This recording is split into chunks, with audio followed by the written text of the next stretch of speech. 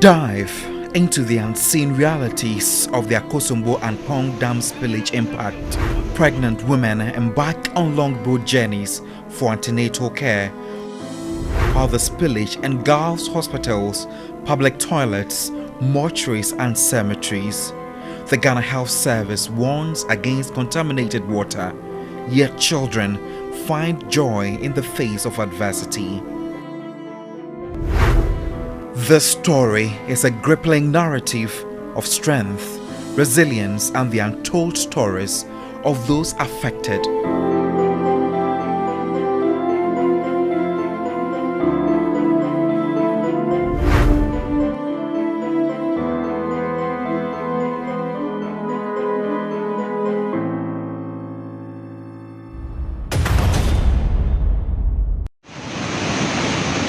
It all began on September 15, 2023, when the Volta River Authority, VRA, initiated controlled water spillage from the Akosombo and Pong dams. Dam spillage of excess water comprising north, south, and central. Most of the flood victims lost their homes and the Parts of the eastern and Volta regions in Ghana grappled with severe consequences from the Akosombo and Pong Dam spillage. A crisis that displaced thousands of indigenous people and prompted urgent calls for a thorough investigation. The Akosombo Dam, boasting a vast storage capacity of 150 billion cubic meters and a maximum operating level of 276 feet, has been a vital hydroelectric power source for Ghana. Yet, the impact of climate change, marked by increased rainfall, have elevated water levels beyond the dam's capacity. Faced with the looming risk of dam failure, the spillage, which began at a discharge rate of 183,000 cubic feet per second, later escalated on October 9, 2023, in response to the ongoing rise in water levels. Downstream areas near the Akosombo and Pong dams faced extensive flooding, affecting communities in South Tong, North Tong, Central Tong, and Esojaman. Thousands of residents experienced submerged homes, leading to widespread power cuts. The Great Kosap station in Fievi, Sugakope in the Volta region was flooded, resulting in its shutdown. The absence of electricity impacted public installations, endangering lives in hospitals like those in Sugakope and Adidome. Mepe is a town that once thrived. Now it finds itself submerged.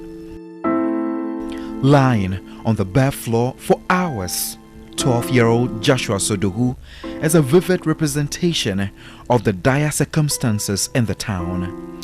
He has been battling a stomach ache, enduring 2 days of relentless vomiting. No money, so my mother to take me to hospital. In an emotional statement, Joshua shares his home has been swallowed by floodwaters from the Akosombo Dam spillage, leaving him and his mother financially destitute. I have no money to take my child to the hospital. The water has carried all my belongings away. I need help. The once bustling town is now a silent witness of the profound impact of the environmental crisis and its vulnerable residents. Their plight is just one among many. As dawn breaks, the story unfolds. Gagbeto Avi, a 69-year-old farmer, stands as a symbol of countless others stripped of everything by the unforgiving floods. In the silent aftermath, his only solace is the fragile bond with his children, the last flicker of hope in the wake of the devastation. Yet, the haunting truth reverberates.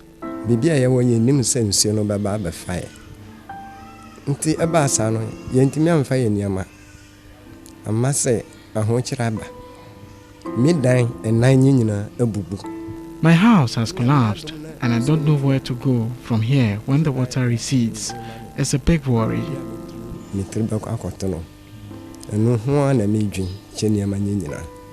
Babies and children are not spared in the devastation. I am sure that you watching at home can clearly tell how dangerous this is, not just for the residents, not just for Elizabeth, but also for the kids on the canoe. I am afraid. Why are you afraid? But the water is here. Then I'm afraid. When we put them in the boat and then they were not able to control themselves and then they fall in the water, they can die. Driven by necessity and dredged in fear, these young learners have no alternative but to undertake the perilous journey in pursuit of education. The classrooms are now makeshift homes for flood victims, with each room accommodating 20 people. A temporary tent for the victims adds to their discomfort due to its plastic nature, which makes the heat unbearable. Moreover, there are no beds, underscoring the challenge in living conditions they endure. It's too much to bear. The condition is terrible. You can look at the ground. This is where people sleep. Nothing to sleep on. You just lay your clothes and then you lie down. 5 kilos of rice, 2 bags, was given to 10 heads to be shared. So according to them, I will only take a cup of rice. I've been literally here for just a minute and I can tell you that the heat here is definitely unbearable. These are the only spaces created for ventilation, but I will say that it is not enough because I am actually not really comfortable here. Hello. The story of Mepe's history, a sad chapter unfolds as the Akosombo Dam spillage affects communities. The strong homes are now underwater with just the rooftops peeking out. The usual sounds of daily life are replaced by the quiet flow of the floodwaters. Schools where kids used to learn and play are now beneath the murky water. Classrooms and playgrounds that were once filled with laughter are now silent. Really devastating. The Volta River Authority, which has a statutory responsibility to ensure that the lower Volta basin is managed according to law, has woefully failed. And this belated attempts to shift blame on the Meteorological Services Authority and others like, residents failing to respond to move to higher grounds would not wash at all. The question is, where are they going to move to? The spillage affected pregnant women hard, forcing them to travel long distances by boat for antenatal care. 2 pregnant women face a journey filled with courage, challenges, and a strong desire for essential care. They cross the first river, not too deep, a mere prelude to the 2 more rivers lying ahead. Keep in mind, those next ones are deeper. Arriving at the second river, they now require a canoe, waiting at the banks to ferry them across the water. They embark on paddling the canoe alone. No life jackets, no protective gear, just the sheer courage of 2 mothers to be navigating the waters of uncertainty for the sake of the unborn children. From Achikope to Akokope, what used to be a regular trip for Agnes Bedi and Naomi Asunda has become risky due to the overflowing rivers, a consequence of the Akosombo Dam spillage. Undeterred, these expectant mothers embark on a canoe ride, hoping to reach their destination for antenatal care. As they reach the third river, luck smiled upon them when a kind fisherman offered to paddle them to the next town. Without a second thought, my cameraman and I joined them on the risky journey, driven by the emotion of solidarity and the shared quest for a safer passage. However, nature has its own plans. In the middle of the brave journey, heavy rain joins the scene. The once soothing sound of the rains turn into a symphony of challenges for these mothers to be. It is at the moment raining heavily, and you can tell the difficulty most of these pregnant women go through here in this community. We still have a long journey ahead of us. These are the unseen stories here in the typical villages affected by the dam spillage. Really disturbing. This woman here is heavily pregnant. It is raining heavily as I am talking to you, and we have a long journey ahead of us. We started the journey before, the rain started, and it is risky. It is very disturbing. It is dangerous. The serene atmosphere is disrupted by harmful reptiles, including snakes, emerge due to the flooding. Upon reaching the town, the health center stood closed, almost half submerged by water, rendering their perilous journey seemingly futile. I have not been feeling well for 2 days now. There's no money for health care and the hospital is closed. I haven't eaten since yesterday. The flood is not allowing us to go to the hospital or find food to eat. It's worrying for my family. Swiftly, we had to embark on the roughly 45-minute return journey once more. At this juncture, they shivered from the cold of the showers, adding sadness to the situation.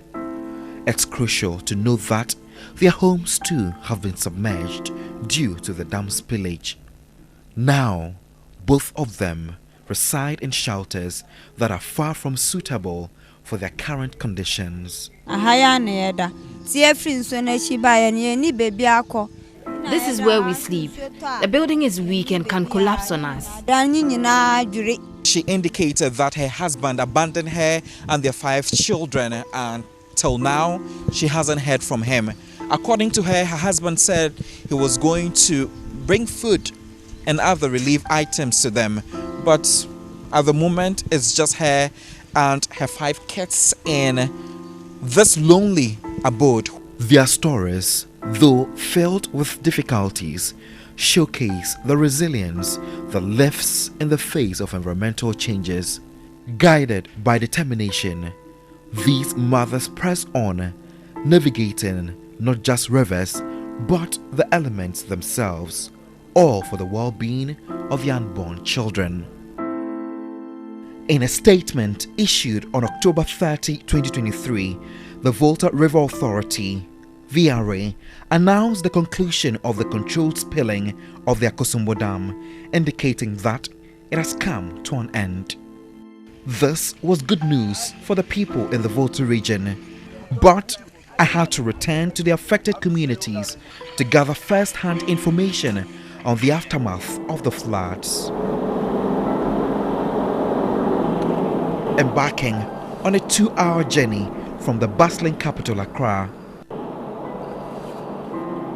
Mepe still grapples with the aftermath of the dam spillage, with receding waters exposing the landscape of collapsed buildings. Approximately 400 structures lie in ruins. Residents still seek sanctuary in classrooms, and students absorb knowledge beneath the sheltering embrace of tree shades, anticipating a miraculous shift in their circumstances. We have a team to conduct some environmental and sanitation assessment and structural integrity test of the structures. Then we'll quickly move to decontamination. Confidence Tojo, a resilient 17-year-old junior high school 3 student, found his home all submerged. The flood waters claimed his only haven.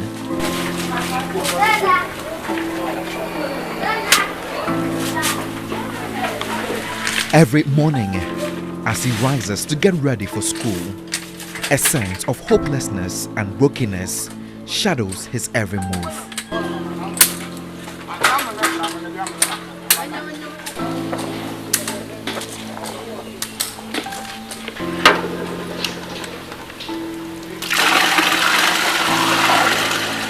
Returning from school, he discovered the harsh reality. His abode consumed by the unforgiving waters of the Akosombo Dam spillage. All that remained were the soaked remnants of his possessions. When we closed from school, when I came here, I saw that here is full of water. I feel difficult because there is no one can help me to pack my things. So I just try to pick the things I need, but I find it difficult to pick them because the level of the water inside the room is too high, so I find it difficult. Life has not been comfortable for 17-year-old Confidence Towojo after his grandmother passed on a year ago. And to make matters worse, his home was submerged after the Akosombo and Pong dams were spilled. At the moment, the water has receded completely and you can still see some marks on the wall. And Confidence tells me that when he closed from school around 3 p.m. and got home and realized that part of his home was submerged, he had tears dropping down his cheeks. I've been able to have a view of where he sleeps at the moment, and when you walk in here you can clearly see that the pictures or the leftovers of the flood waters are still very much visible here. You can see heaps of sand that are still here on the floor, and this is a mat where Confidence sleeps on. He sleeps here at night battling mosquito bites, and this portion of his structure has totally been ripped off, and this is as a result of the home that has been submerged or soaked in water for a very long time. And because the building was made out of mud, it easily collapsed. Immediately he got here and realized half of his home was submerged. He quickly swam through the water into his room just to save his textbooks and school uniform. And when he got here, he was able to pick just a few of them. The remaining ones at the moment are all wet, as you can see, and he tells me that it is going to be a big worry for him because he won't be able to gather money again to buy textbooks. And mind you, he will be writing his basic education certificate examination soon. The reflection of his struggles resonates in the silent gaps of the dilapidated walls. I need textbook, exercise books, finish my education because my parents are not stronger to help me, so that to buy me my needs in schooling.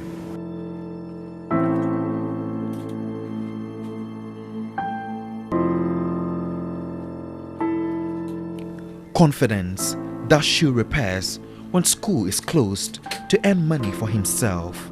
Some people have been bringing their shoes that are torn, so I just repair it to them. So I take some money from them. That is the place for me to get money to take care of myself. Each step to school, crutches under his armpits, becomes a testament of his endurance. A 45-minute journey beneath the scorching sun, mirroring the resilience within his spirit. He's a serious guy who always comes to school, and he obeys too. Sometimes when the rain falls, the way to the school may not be good, but he always forced to come to school. Yeah. And he's one of the best too in class. I always feel tired taking car or motorbike to school. That can help me to school. Life is tough for him because his grandmother, who used to take care of him, passed away a year ago.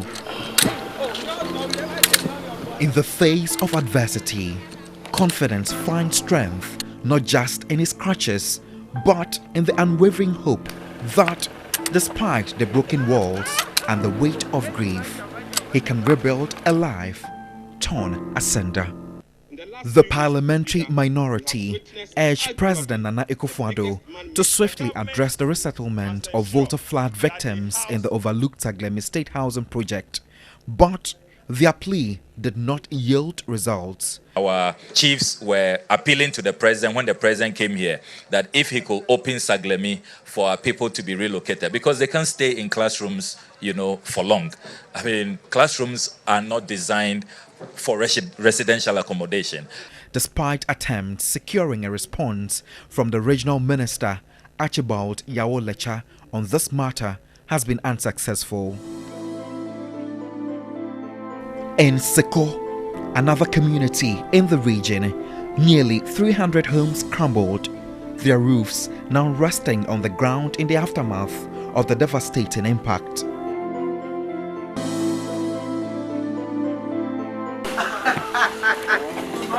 As the day's hustle gives way to night, the harsh reality sets in. In their feeble compounds, they hang up mosquito nets, makeshift shelters, in the absence of homes. Unfortunately, no aid has reached them yet.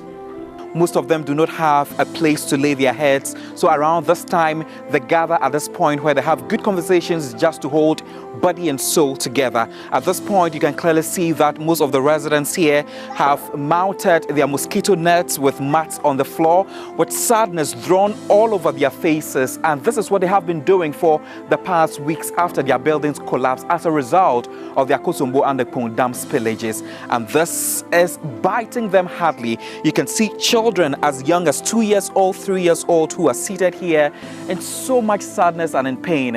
And this is where they have been spending their nights. Even though they have mosquito nets to protect them, they still tell me that especially the kids do battle mosquito bites, especially at night. Some of them are falling sick.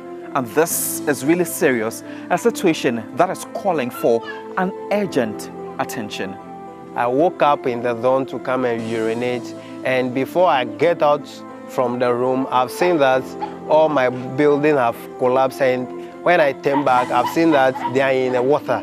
Yes, and in fact, it pains me, but I have nothing to do about it.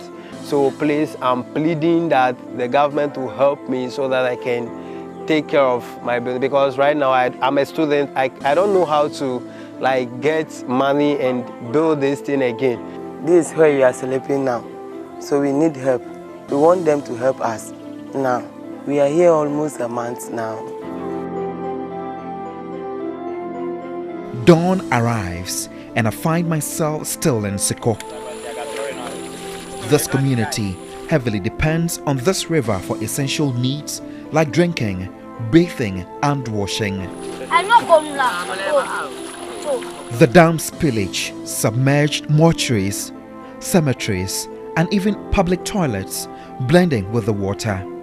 The Ghana Health Service issued a warning advising residents against drinking from these contaminated water sources. Despite the warning, the reality in Seko paints a different picture. Children are joyfully quenching their thirst for life, defying the challenges posed by the contaminated water sources because they have no access to clean potable water.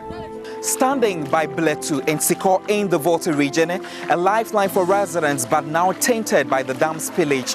Despite warnings about its dangers, residents continue to draw water from it, underscoring the desperate situation they face in the absence of safe alternative.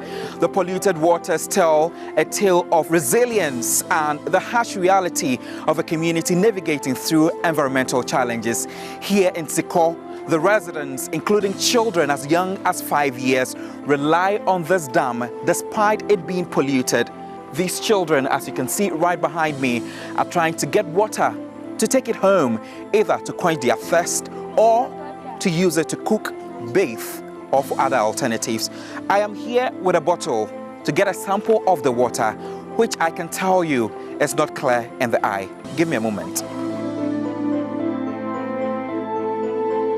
Ordinary clean water should be colorless, but you can clearly tell this water is quite brownish in color, which clearly tells that it has been polluted or contaminated. But this is what these kids here, as young as 5 years old, drink in Seko to quench their thirst. This is dangerous for their health. I am here to fetch water for bathing, drinking, and for cooking. This is the only water we have here, and we are pleading for the government to help us, and the MPs as well, and the district chief executive and those kind of staffs to help us, the NGOs, to intervene so that we can get potable water to drink. In the grip of hopelessness, the community looks up to the stars, counting on them for a glimpse of a brighter future. The hospitals, crucial for the residents' health care, including Komboni Hospital, have been shuttered, leaving the community without easy access to medical support. We need to organize cleanup and make sure the environment is well fumigated, and then we can comfortably come back. This is the Komboni mortuary in Fievie in the Volta region. This morgue made headlines when the Akosombo and Pong Dam spillage happened, and half of it was submerged. At the moment, you can see the water is completely dried, but officials are yet to come in here to offer cleanup services to the mortuary. We have been told that most of the dead bodies here in the facility were moved to the district hospital, and that was because most of the dead bodies were submerged, which could pose some public health issues. So they had to quickly move some of the bodies to the district hospital here in the Volta region. At the moment, I am walking towards where they wash the dead bodies here, and you can clearly see that the flood has caused damage to the facility. There are huge cracks on the floor, and when you walk towards this particular area, there are about 3 rooms here, tiled up and all of that. From this room, when you walk ahead, there's also another room, and this is also a room where the dead bodies are being washed before they are prepared for burial here in the Volta region. At the moment, everything here is on a halt as a result of the spillages and also the flood situation that caused the damage here. But I have been told by the management that they are putting things in place to ensure that work will soon begin here to clean up the facility again. The condensers behind the mortuary, some amount of water went into that. So we also have our engineer have a look at them. After, if everything is set, then we can look at bringing back bodies and then reopening the place. The closure of the local hospitals has intensified pressure on the South Tong District Hospital in Togakope, as patients affected by the floods experience worsening health conditions. The head of administration at the hospital, Samuel Omega, expresses concern about the escalating situation caused by the closure of local healthcare facilities. We have diarrhea-related diseases that come in, cholera that come in, and all of that. Our attendance generally has increased over about 30% in attendance, and so that has brought in some extra pressure on work. The health sector, both directly and indirectly, has been hit. I mentioned that 5 of our peripheral facilities were flooded. Our outreach sites were flooded. A major hospital was flooded. Close to 200 of our staff were directly affected. We had to relocate them. Essential health service delivery was disrupted. We had over 6,000 children who were directly affected, living in safe havens. These people have been displaced. Water systems have been disrupted. And we have to concentrate our resources in these areas so that we avert any public health disaster. So certainly we've been affected. As soon as we did our assessment and we realized that potentially there could be a health disaster, we had to quickly move from what we call the watch mode, where we always monitor the kind of diseases that they are, the numbers, into the alert mode. Back to Mafidopo, where pregnant women seek refuge in the aftermath of their homes being submerged. The haunting memory of her plight, pregnant and abandoned by her husband with 5 children to care for, lingered in my mind even as I departed for Accra the last time. Contemplating ways to alleviate her burden became a persistent thought. Agnes Bedi, when I arrived at her home, greeted me with more than just excitement. In the heart of the Volta region, where the spillage has cast a shadow of adversity, the challenges faced by pregnant women resonate deeply. I'm here through Media General's 3 Foundation to donate these relief items to Vida, Agnes and Naomi, mothers-to-be, whose journey for antenatal care echoes the struggles of many here in the Volta region after the spillage of the Akosombo and Pong Dam. My children and I rely on our neighbors for food and help. I really appreciate these items brought to us. Naomi, whom I joined on the journey with Agnes during my last visit, is now in labor and has been urgently taken to the hospital. One question lingers in my mind. How did she manage the journey there? Alongside her husband, Cephas Asunda, who had to board a canoe to reach the nearest major hospital, the primary destination for pregnant women to deliver and access general health care in the community. The lack of life jackets made the journey both tedious and nerve-wracking. Successfully navigating the largest river in the area, our journey persists. Now on a motor tricycle, the same laborious routine is endured by women in labor, highlighting the challenges they face in accessing essential health care.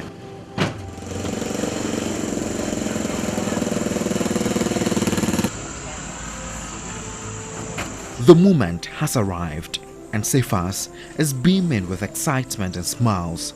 He cannot wait to hold his newborn child in his arms.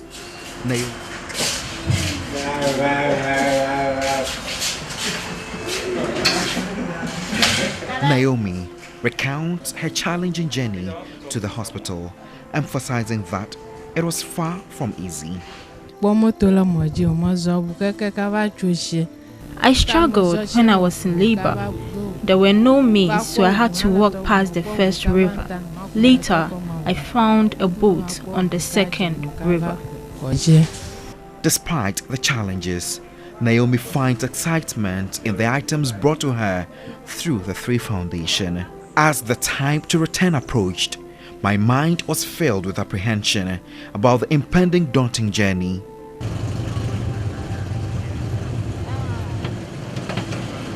Boarding the canoe, I found solace in saying a prayer for our safe passage.